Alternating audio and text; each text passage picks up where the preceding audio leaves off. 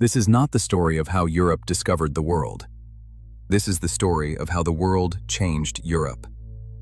When ships began returning from across the ocean, they did not arrive with triumph or celebration. They arrived quietly, heavy with cargo that few people yet understood. Chests of silver, fragments of gold, strange crops, unfamiliar goods. They passed from the docks into markets, from markets into treasuries, and into a society that had been built for scarcity, not abundance. Nothing in medieval Europe was designed to handle sudden wealth. At first, the change felt distant. Villages still woke to cold mornings, fields were still plowed the same way, lords still collected dues, churches still rang their bells. Life appeared unchanged. But beneath the surface, money had begun to move in ways the old system could not control. Spain felt it first. Silver from the mines of the Americas arrived in relentless shipments. The mountain of Potosi alone produced more silver than all of Europe's known sources combined. Vaults filled faster than they ever had before. Debts were paid. Armies were funded. For a moment, it looked like a miracle. But silver does not behave like a miracle. It behaves like pressure. Bread began to cost more, tools cost more, and rent rose with a quiet persistence that no one could explain, while wages remained stubbornly the same. Across Europe, ordinary people felt something tightening in their lives, without understanding why it was happening. The cause was not drought, not war, not disease. It was silver. Silver that had crossed an ocean from lands they would never see, reshaping their world without their knowledge. As more silver entered Europe, prices continued to rise. What people once managed with modest effort now required constant strain. The balance that had held medieval life together began to slip. Feudal arrangements had depended on stability. A peasant owed a fixed rent. A lord collected a predictable share. These agreements assumed that value would remain steady across generations. They did not. A peasant who owed coin struggled to earn it. A lord who collected the same dues found that the money bought less than before. Both felt the tension. Neither understood that its source lay thousands of miles away, in mountains carved open under foreign skies. Land was no longer the only source of wealth that mattered. Trade, currency, and access to overseas goods began to rival the importance of fields and harvests. A man who controlled ships and routes could now become richer than a man who controlled land. This had never been true before. And with that shift, something quiet but profound began to happen inside Europe. The center of power started to move. For centuries, kings had depended on nobles for soldiers and supplies. But silver changed that. A king with enough money could hire professional troops directly. He no longer needed to negotiate with powerful lords whose loyalty had once been essential. Money began to replace obligation. Armies grew larger, more disciplined, and more loyal to the crown than to any local lord. Warfare became less personal and more organized. The age of feudal knights slowly began to fade. This was not simply a military change, it was political. Because when kings no longer depended on nobles, nobles began to lose the leverage they had held for generations. Titles remained, castles remained, but influence drifted toward the crown, pulled there by the gravity of silver that had crossed the ocean. Towns and cities felt this shift as well. Merchants handling overseas goods found themselves managing wealth that rivaled old noble families. Banking expanded. Credit became a tool. Investment became a strategy. Risk became something calculated rather than feared. Wealth was no longer visible only in land and grain. It could exist in numbers, agreements, and promises written on paper. This required new skills: reading, counting, record-keeping, trust in contracts rather than tradition. A new kind of person began to appear more frequently. Not a peasant, not a noble, not a priest. A merchant who could lend to kings. A banker who could decide which ventures succeeded. A trader whose knowledge of distant markets made him more valuable than a knight in armor. They did not fit into the old order. and the old order did not know how to contain them. All of this traced back to ships that had crossed an ocean and returned heavier than before. Europe had not yet changed in appearance. Fields were still plowed, bells still rang for prayer, lords still collected dues. But underneath, the structure was loosening. The certainty that had defined medieval life was being quietly eroded by forces too distant to see and too powerful to ignore. Silver had entered silently. Its consequences did not. And the old world, without realizing it, had begun to tilt. And those who felt it first were not the kings, but the nobles who had once stood closest to them. For generations, power in Europe had rested on a simple exchange: land for loyalty, protection for service. Lords commanded men because men depended on the land those lords controlled. But silver from across the ocean was quietly breaking this arrangement. Kings no longer needed to ask. They could pay. And when a ruler can pay for soldiers, he does not need to negotiate with those who once supplied them. Professional armies began to replace feudal levies. These soldiers did not fight because of tradition or personal obligation. They fought because they were paid regularly, equipped properly, and commanded directly by the crown. Their loyalty was no longer tied to a local lord, but to whoever controlled the treasury. This changed the balance of Europe in ways people did not immediately understand. Nobles still held titles. They still owned land. Their castles still stood over villages as they had for centuries. But their importance to the survival of the kingdom began to fade. A king who once depended on dozens of powerful lords could now rely on money and hired men. Authority began to centralize. Courts grew larger. Royal officials multiplied. Laws that once varied from region to region were slowly replaced by rules that applied across entire kingdoms. Taxation became more systematic, more organized, more demanding. The crown reached further into daily life than it ever had before. This was the beginning of something Europe had never truly seen: the early form of the modern state.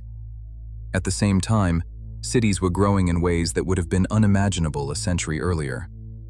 Ports along the Atlantic coast became crowded with activity. Warehouses filled with goods from lands most Europeans had never heard of. Shipbuilders, traders, dock workers, and merchants all found opportunity in a world that no longer depended entirely on the harvest of nearby fields. Money moved faster in cities than in the countryside. Information moved faster too. A merchant in a port city might know the price of spices in Asia, the demand for silver in another kingdom, and the risk of a voyage before a local noble even heard that ships had departed. Knowledge itself was becoming a form of power. Banking families learned how to move wealth across borders without physically moving coin. Letters of credit replaced heavy chests of silver. Agreements written on paper began to matter as much as oaths sworn in person. Trust shifted from tradition to documentation. This required literacy, numeracy, and a new way of thinking about the world. The medieval mind had been shaped by stability. This new world rewarded calculation. People who once had no place in the feudal hierarchy began to find influence through trade. A successful merchant could lend money to a king. A banker could decide whether a military campaign could be funded. A trader could accumulate more wealth than a noble whose family had owned land for generations. The old social categories did not disappear, but they began to blur. Meanwhile, the church watched as these changes unfolded within a society it had long guided. For centuries, spiritual authority had helped explain suffering, inequality, and the rigid structure of daily life. But as wealth, trade, and literacy expanded, people encountered ideas that did not pass through church doors first. Books were circulating more widely. News traveled between cities faster than ever before. People who once depended entirely on priests for interpretation began hearing voices from beyond their village, beyond their region, beyond their tradition. Questions formed quietly. Why should authority always come from above? Why should old structures remain untouched if the world itself was clearly changing? Why did wealth seem to flow in new directions that tradition had never predicted? These were not yet open challenges. They were doubts, carried privately, shared cautiously, and spoken only in certain company. But they were growing. And all of this, from the rise of powerful kings to the rise of wealthy merchants, traced back to the same source. Ships had crossed the ocean. Silver had entered Europe. Money had begun to rearrange the foundations of power. The medieval order still existed in appearance, but it was losing its grip in practice. The land still mattered. The church still preached. Nobles still ruled their estates, but none of them controlled the direction in which Europe was now moving. That direction was being pulled by forces no field, no castle, and no sermon could contain. Because as money moved, so did ideas. For centuries, knowledge in Europe had traveled slowly. It moved by hand, copied by scribes, preserved in monasteries, guarded by those who could read and write in languages most people did not understand. Information was rare, and because it was rare, authority over it was powerful.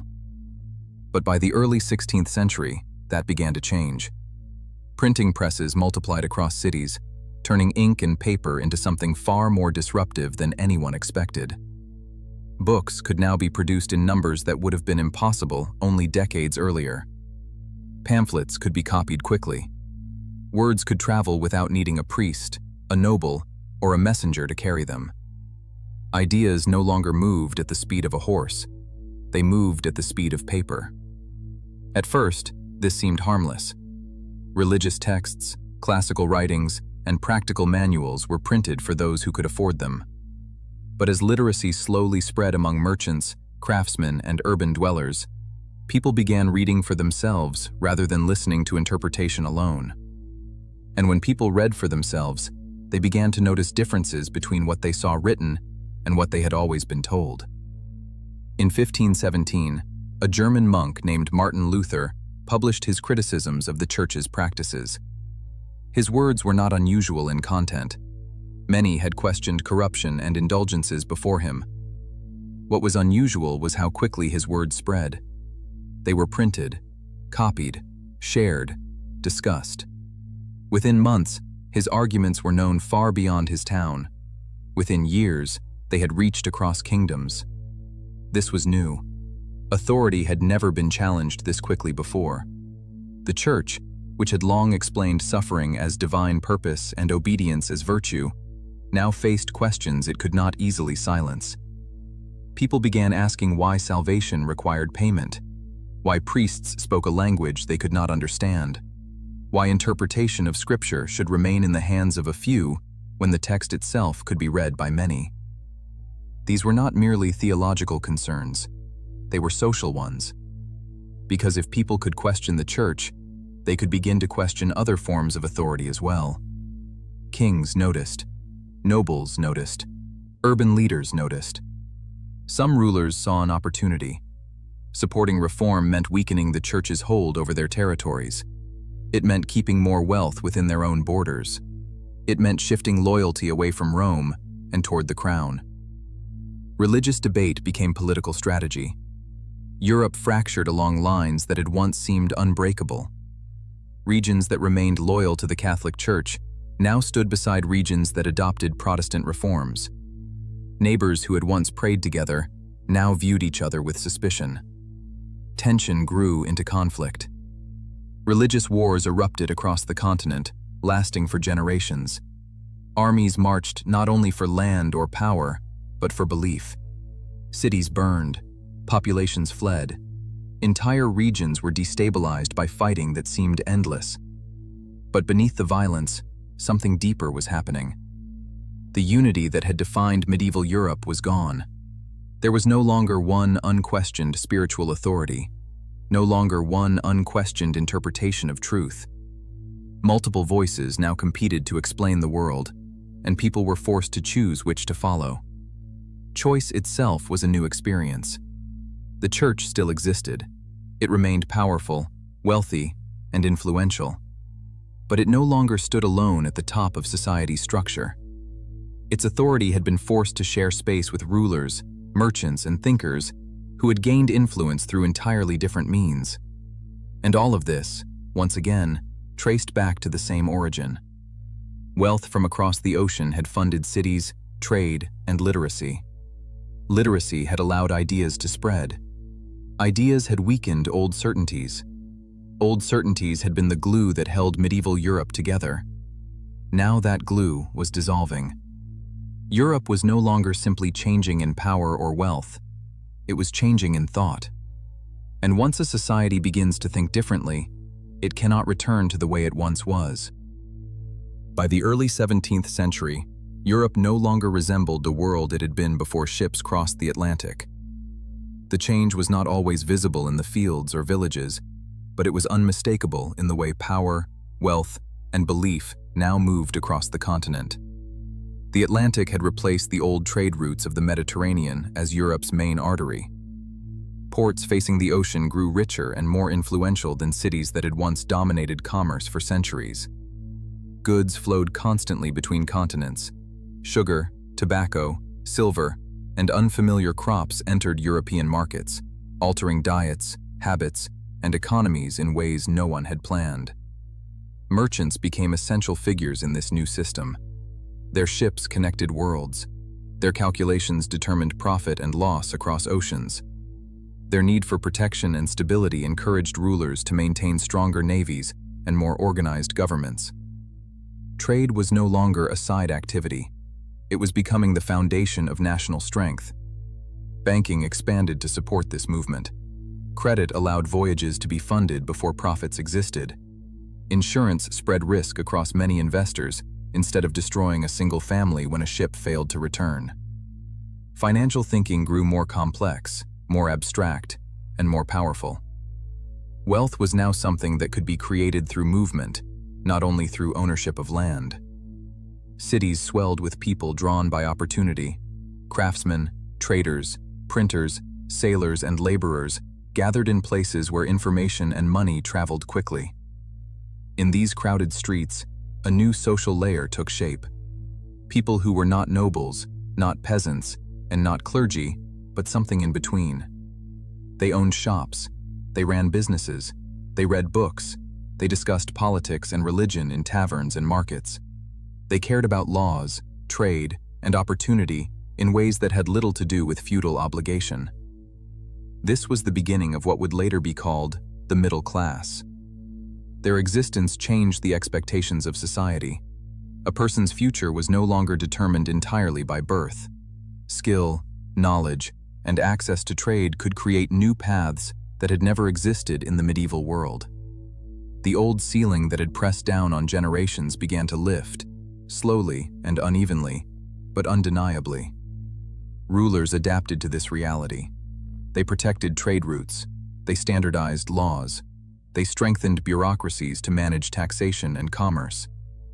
The early modern state grew not from philosophy, but from the practical need to manage a world that had become more complex than feudal systems could handle. Europe, once trapped by land, tradition, and rigid hierarchy, now moved with a new kind of energy. But this transformation carried a shadow that stretched across oceans. The wealth that fueled this change did not appear from nowhere. It came from lands already inhabited. It came from forced labor in distant mines. It came from plantations built on suffering. The same forces that freed Europe from its old constraints created devastation elsewhere. And yet, within Europe, the effect was undeniable.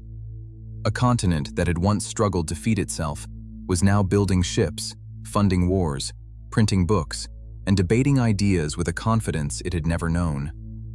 The pressure that had once driven people outward had been replaced by momentum that pulled Europe forward. Fields still existed, churches still stood, nobles still held titles, but they no longer defined the limits of what Europe could become.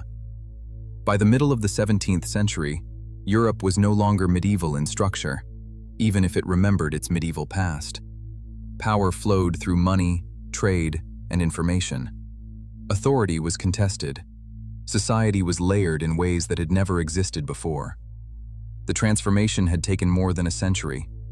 It had happened slowly enough that few noticed it as it unfolded. But looking back, the difference was unmistakable.